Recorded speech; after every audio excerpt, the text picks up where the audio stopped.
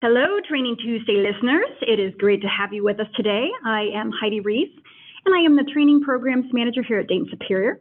I want to thank you for taking the time to come out and expand your knowledge with us. Just want to go over a couple of items before we get to today's training. So as you know, we are all signed in or logged in, muted. I still want you to be able to ask questions, and so you can do that through the chat functionality in Zoom. You can put them in at any time, and I will go ahead and read those out at the very end. We'll have a mini question and answer session to go over that. As a reminder, each of the webinars are recorded, and then we place them out on Dayton Superior's YouTube channel, as well as DaytonSuperior.com website. Just search for Training Tuesday, and you can find all of the past ones we've done, as well as this one later on this afternoon. So this presentation is intended for training purposes only. So any technical specifications or the products that are mentioned within this presentation, please go out to DaytonSuperior.com and get all of that information. The latest and greatest can be found out there. So just going over who is Dayton Superior. Dayton Superior is not just about tilt. For a lot of you that are here today, we're going to be talking about some tilt stuff, but we are the leading provider of engineered solutions for the concrete construction industry, and we specialize in accessories, whether that be precast, tilt-up, what have you, splicing, chemicals and forming, and we have proven solutions for many of those. We definitely have chemical solutions that are specifically formulated to meet the design specifications in both new and retrofit repair needs. And we have Simon's Forming and Shoring that is adaptable, strong, and saves labor costs. So check all of that out on DaytonSuperior.com. As you'll traverse throughout there, you can also see if you need any other further training. Maybe this 23 minutes isn't cutting it and you want a full-fledged hour or a longer lunch and learn through Zoom or for us to come out, you can contact us through the website or at training@DaytonSuperior.com. All right, so today we're going to start, well, it is the start of the tilt-up let me start over. Today's the start of the TCA show. So the TCA is the Tilt-Up Concrete Association, and they have a convention and expo every year, and today it is in Tampa, Florida, so they're going to be starting this evening. Check out their website at tilt-up.org. Some of our tilt-up product experts are already there and would love to see you in our Dayton Superior booth. That is number 221. Our Dayton Superior booth number 221. So stop by if you're there in Tampa. They'd love to talk with you.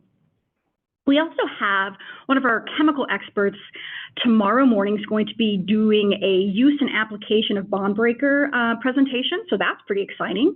And for those of you who can't make it, who aren't there in sunny Florida, we thought we'd bring it to you through our Training Tuesday with our bond breaker and tilt-up best practices.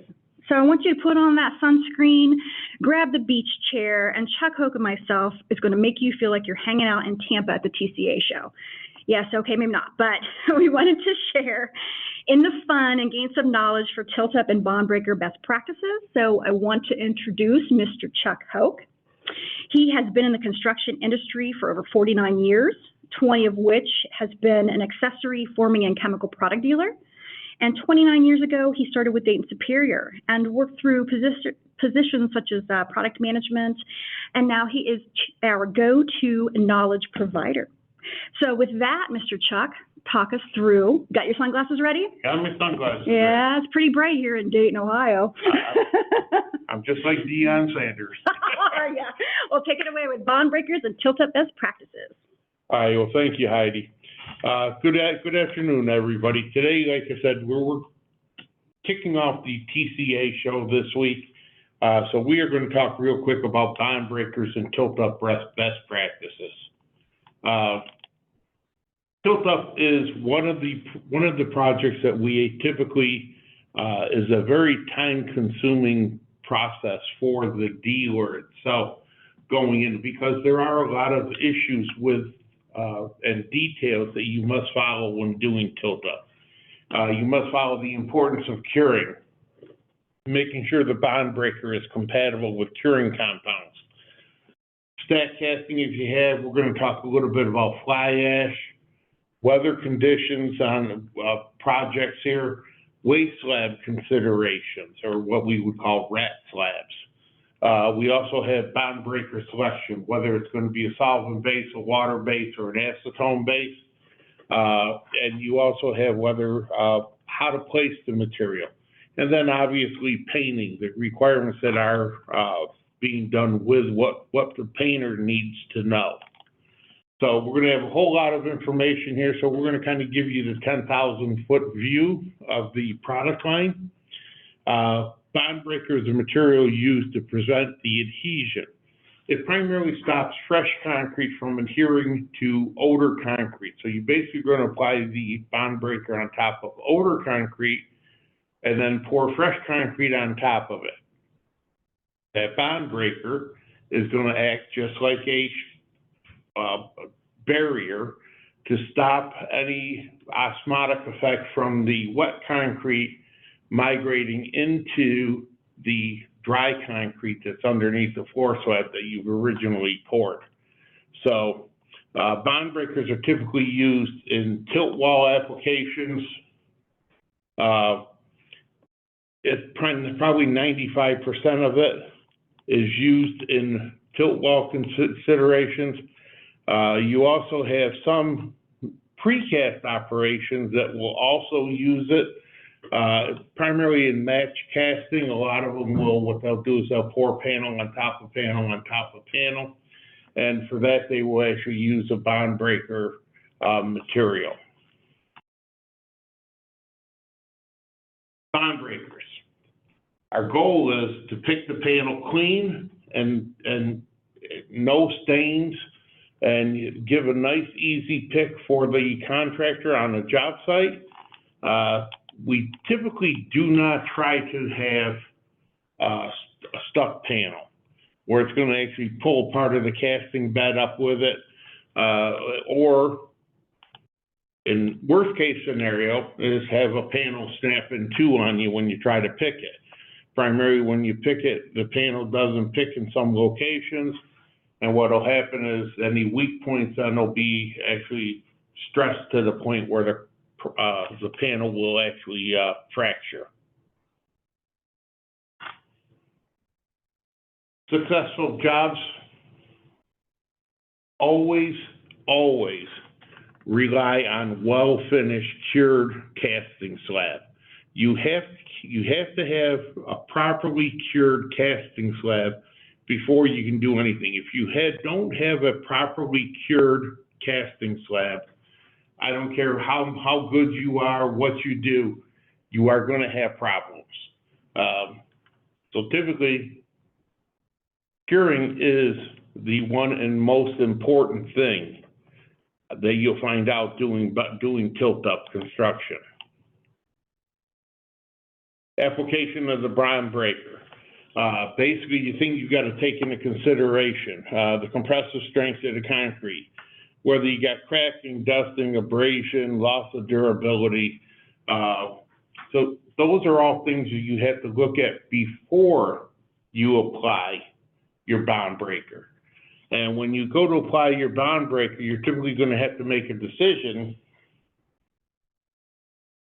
All right, was the product that I put down compatible with the bond breaker? Here at Dayton Superior, we actually have a compatibility list here that we reference, like our SureLift J6WB and our Maxi Tilt with die. Typically, a bond breaker.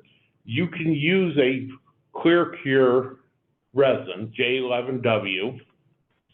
You can use water-based cure and seal, so C309, our J18, our J22, our 309EF, and our 1315.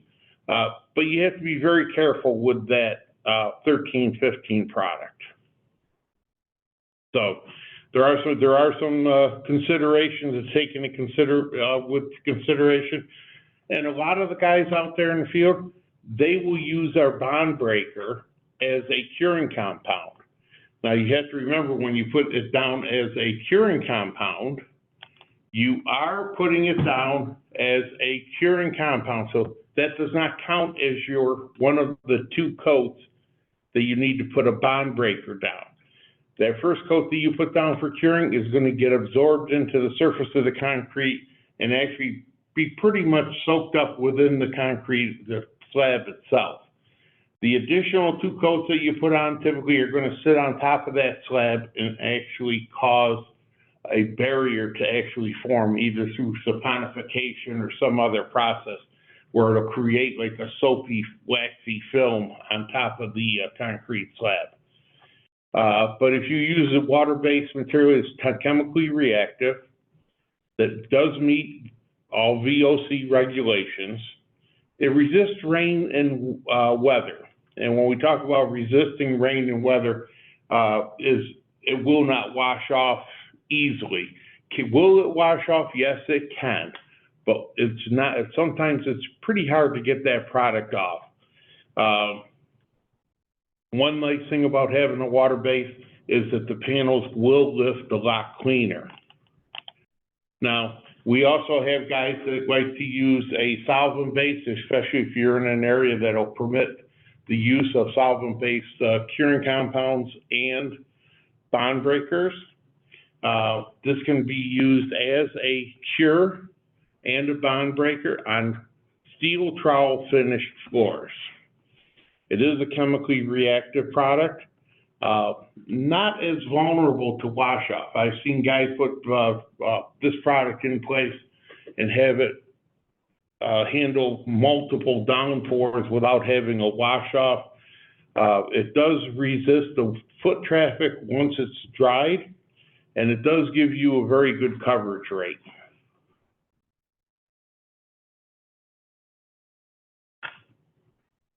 The solvent-based system typically is, like I said, you can put a water-based cure and seal and a solvent-based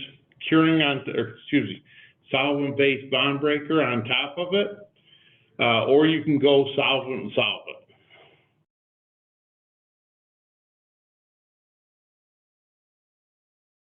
Rules of the trade. Typically, these are some basic rules that we always follow here.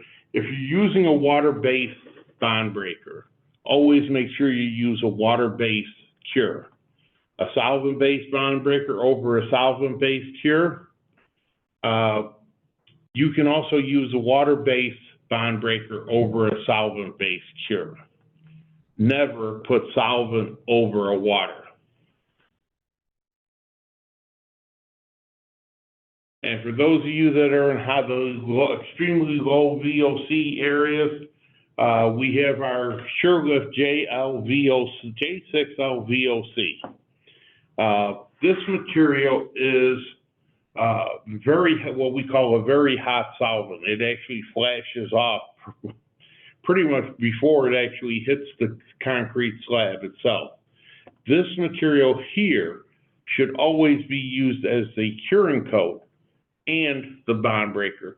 It is not recommended that you try putting any other curing down on your concrete slab before you are using this. And this is typically a highly specified product. You're going to find this in areas such as California. All of Canada actually requires it.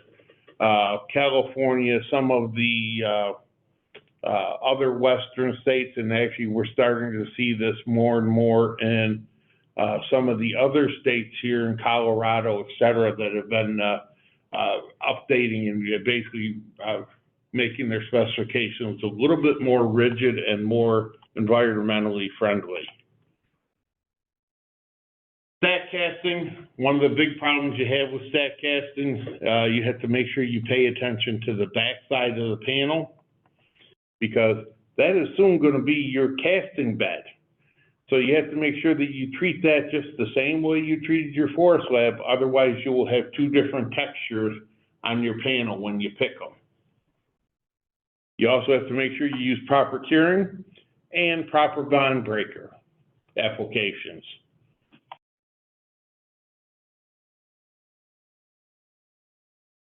Rat slab considerations is basically a waste bed. Waste beds are a necessary evil in this business. I've poured on waste beds in the past, and typically you want to make sure you have a minimum of 3 inch. You want to make sure you got a vapor barrier. It has to be reinforced. and it has to be cured and put bond breaker on top of it, just like you did with your regular casting slab. If you don't follow all those considerations, this is a very good chance what'll happen. And when this happens here, this is what you're left with. Your casting bed comes up. As you can see, what did they do wrong here? Well, let's see. First thing, no vapor barrier on the bottom, no reinforcement in the slab. The curing and the bond breaker application on here are a little suspect. So especially since half of it came up on the wall. Right. So as you can see, time spent on preparing your casting bed is well worth it. Fly ash placement. We've all seen fly ash being added into our concretes around the country. It's a byproduct from basically burning pulverized coal in electric power generating plants. Some areas are actually reducing what they have primarily because they're shutting down a lot of the power plants that were using coal to generate, so therefore the fly ash is becoming a little more expensive. It was actually put in the concrete to eliminate some of the cement that was typically added to the concrete mix as an extender. That product here, now we've seen additives of adding up to 25%. Most jobs I see, at least in the Midwest here, typically we're seeing everything from 13 to 18% fly ash is quite common. A lot of times as you get up to the 25% and over, you will have issues because fly ash is extremely porous and it will absorb a lot of bond breaker and curing that you actually put on the slabs. So you may have to add additional curing and bond breaker to your slab. Weather effects, obviously, rain is always an issue. Time of the year, guys, we're looking at cool and damp. We're sitting here at a balmy 69 degrees outside today. Sunshine, perfect day to cast concrete slabs. Unfortunately, 3 weeks from today, we don't know what we're going to get. But remember, Chuck, we're actually in Tampa. Oh, if we're in Tampa, it's probably going to be in the low 80s today. Sunny, probably, except for that little burst of rain that they typically get every day. But typically, you're looking at, if you're in a rain situation, you may have to recoat. It's always good to double check, and we're going to talk about how you recheck your slabs to make sure that there's enough bond breaker in place. Obviously, cool and damp may cause increased time between the coats. It will increase that drying time. So you got to take that into consideration. And in hot, dry conditions, just the opposite. You have to worry about it drying too fast. Your curing compound drying too fast. Basically taking all your bleed water off the top of the slab and drying it too fast. And when you apply your coats of bond breaker, allowing it to dry, you have to allow that material to dry in between coats. So you want to make sure that you actually give yourself enough time to do that. If you have rain weather considerations, you got to worry about water puddling, especially if you're getting ready to pour concrete. You pour your areas here, you can see where the bond breaker has washed off a little bit. And actually what's happened here is you've actually had surface water sitting on the slab. And what happens is you get a reduction in the water cement ratio. I should say an increase in the water cement ratio. And what will happen is you'll end up with a small area of the concrete around where that additional water is. Hot and windy slabs have a tendency, especially when it's hot and windy outside, the slab actually dries out a lot faster and quicker than is actually desired. I recommend using an evaporation retardant similar to our Aquafilm J74. Follow ACI 305 for hot weather concrete practices. ACI has done a great job of putting all this information together. And as we heard from our speaker last week, Joe actually mentioned that ACI has a course curriculum for a tilt-up application technician. So we recommend, you know, that you basically, when you apply your first coat of bond breaker, flood the water, especially in a hot situation, like we've all seen this summer. Flood your area with a lot of water, basically squeegee it off or blow it off, then come back and apply your bond breaker. Make sure you don't have any puddles of water sitting there because you don't want to dilute any of the bond breaker that's going down.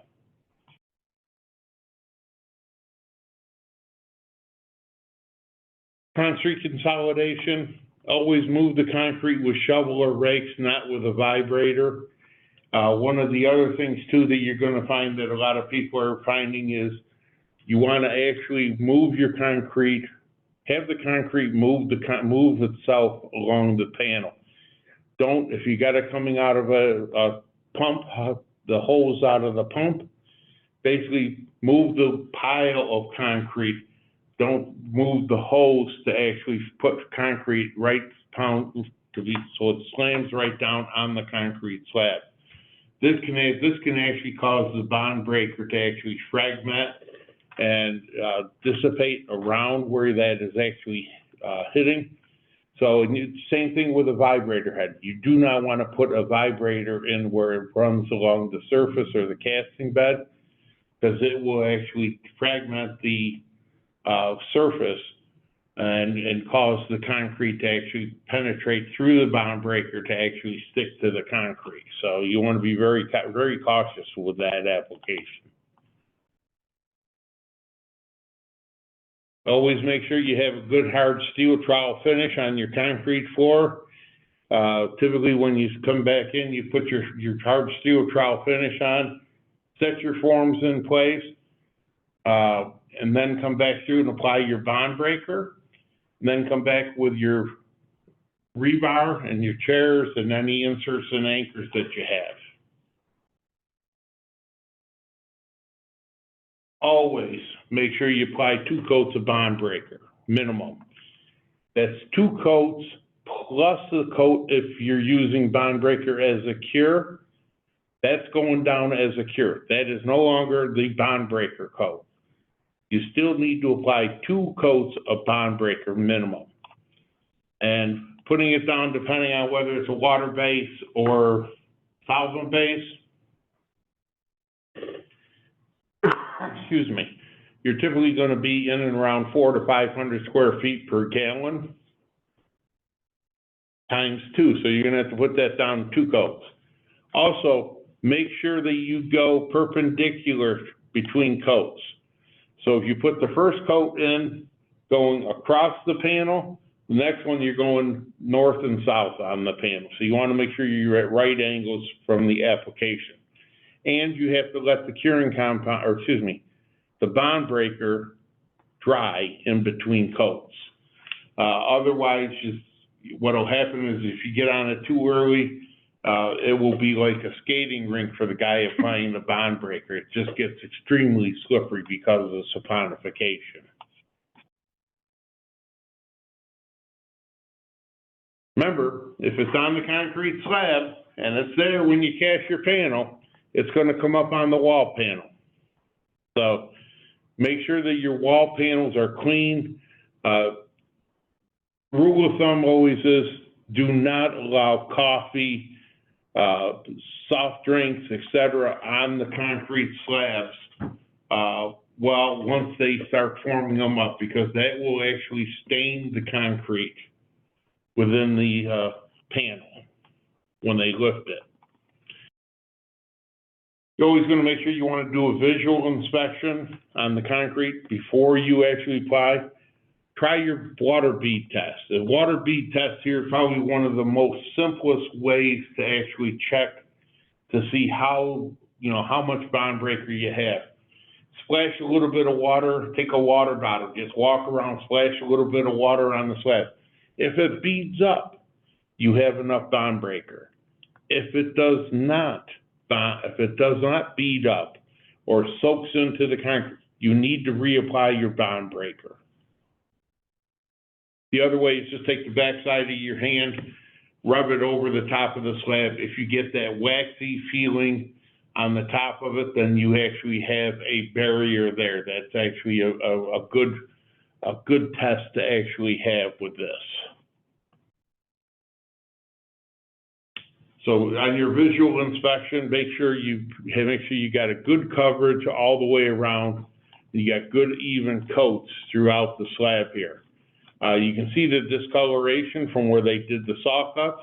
That's not a huge issue right here because that typically is going to be on the floor slab.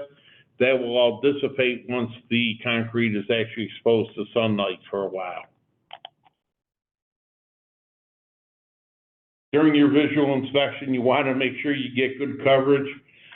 This might be an issue because you can see where the guy actually put the product down and where he actually missed it. I think he's drawing us a picture there. Huh? I think he's drawing us a picture. Yeah, it's, this is not Pictionary or is it charades. So what we are looking at is that this should be evenly coated across the slab and it should be dry to the touch, and it should bead water prior to you setting the rebar in place. Here, before you just run your beads of water in. Water bead test. See, now look at these beads right here. I would be a little skeptical on these because you can see where they actually hit the concrete. They look like they soaked right in. So they aren't beading up like basically like this. This is what you're looking for. The water actually just beads right up like when you wax your car. You want to make sure that you get a good bead up of material or the water on the car. Painting, always one of the huge issues with everybody on a project here. Now, painting is the responsibility of the painting contractor, not Dayton Superior. Every bond breaker manufacturer will tell you the same thing. Bond breakers normally require 30 to 60 days of sunlight to begin to oxidize. If a little bit longer if it's over applied, or if it's only exposed to sunlight half the day. So those are all issues that typically have to be taken into consideration. It's always best for the painter to actually run a test patch someplace on the back side of the building where it's not going to be really noticeable, just so he can make sure that his paint will actually stick to the building.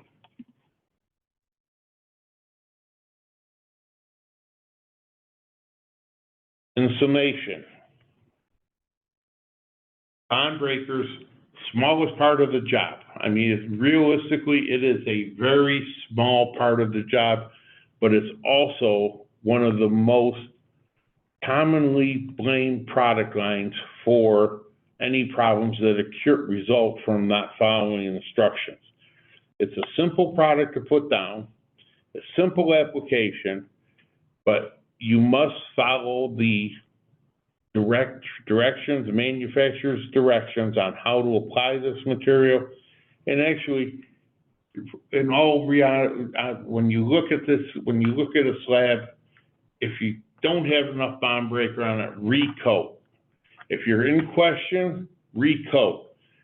The cost of a couple gallons or 5 to 15 gallons of bond breaker is a heck of a lot cheaper than losing a panel. Primarily because you got a crane sitting there on site that's costing you big bucks for the day. You don't want to have that crane just sitting there waiting for that panel to cure so you could lift it. I'd recommend getting a hold of the guide to tilt up bond breakers online. That is on our Dayton Superior website. If you go to DaytonSuperior.com, go to put in bond breakers up on top. The guide to tilt up bond breakers will come up. You can actually print it off or save it to your computer.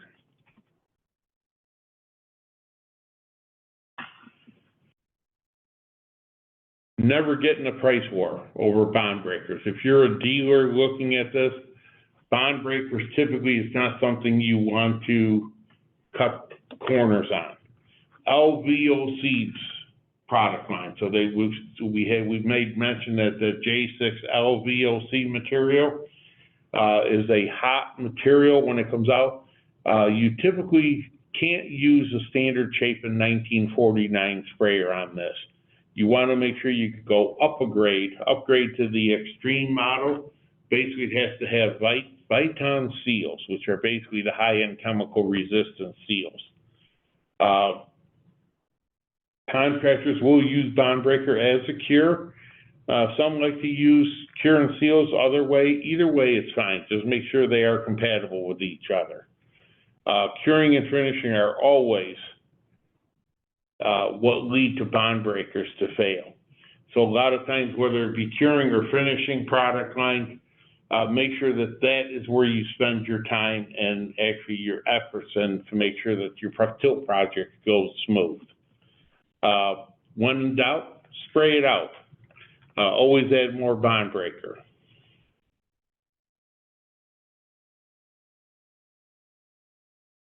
For resources on this tilt up and bond breakers and all the other products here, I recommend going to the DaytonSuperior.com. We got a full array of product pages, tech data sheets, safety data sheets. Guide to bond breakers is on there. So that's actually about 11 pages of great information. And use and application guides are also available for everybody on that site. Not to mention handbooks, chemicals, and we also have specification assistance. If you're looking at a project here, then you do need some specifications because the architect or engineer threw something that you're not familiar with within the specification. Give us a call.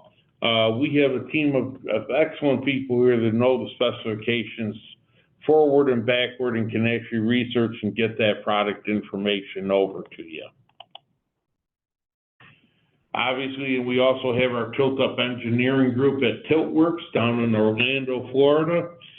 They do a great job getting tilt-up drawings out to you, answering any questions, and if you do have questions, they can actually help you with everything from estimating the project out to the final drawings for the project. So once again, and you can get those guys at tilt-up estimates at DaytonSuperior.com.